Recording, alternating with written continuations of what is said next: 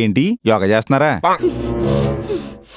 ముమ్మగారు ఏంటండి మూతిగాలిన పిల్ల మొహం అలా పెట్టారు?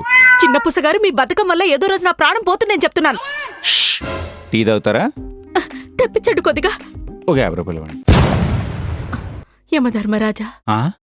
వచ్చేసావా? ఎక్కడికి? వస్తున్నాను. ఎక్కడికండి? వస్తున్నాను. ఆగండి ముమ్మగారు, 50 ఎక్కర్లేదు.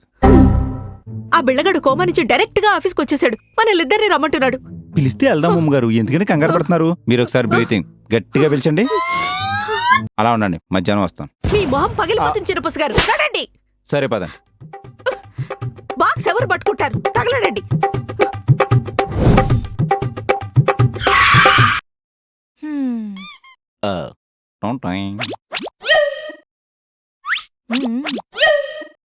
ఎల్లండి అయితే. ముమ్మగారు గిలితే గిల్లించుకుంటుందంటారా? చెప్పు తీసుకుని కొడుతుంది.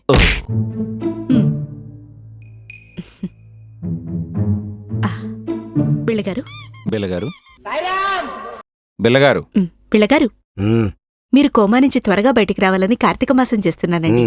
గుడ్లోంచి పిల్లొచ్చినట్టు మీరు అంత త్వరగా కోమల నుంచి బయటకు వస్తారని అనుకోలేదండి. నోరు ముయ్యండి. ముమ్మగారు మనదే. ఆ మీరు చేసిన పని వల్ల ఫేమస్ టీవీ చంక నాకిపోయింది. ఆగండి అలాగా. ముమ్మగారు చాలేండి.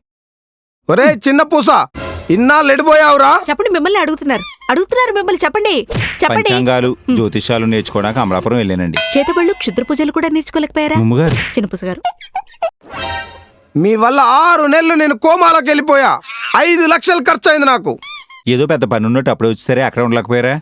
కార్తీక మాసం పుణ్యమైన వద్దును. ఓం నమ శివాయ. ఇప్పటి నుంచి నాలో ఉన్న మృగాన్ని చూస్తారు. ఇప్పటిదాకా చూసింది అదే కదా. నేను చూశానండి. నేను మొన్న చూశానండి. మీరు మొన్న చూసారా? నేను చూశానండి. అంతే కదా. నేను జనవరిలో కూడా నేను చూశాను. ఫిబ్రవరిలో చూశానండి. మీ వల్ల నాకేం జరిగింది ఒకసారి చూడండి.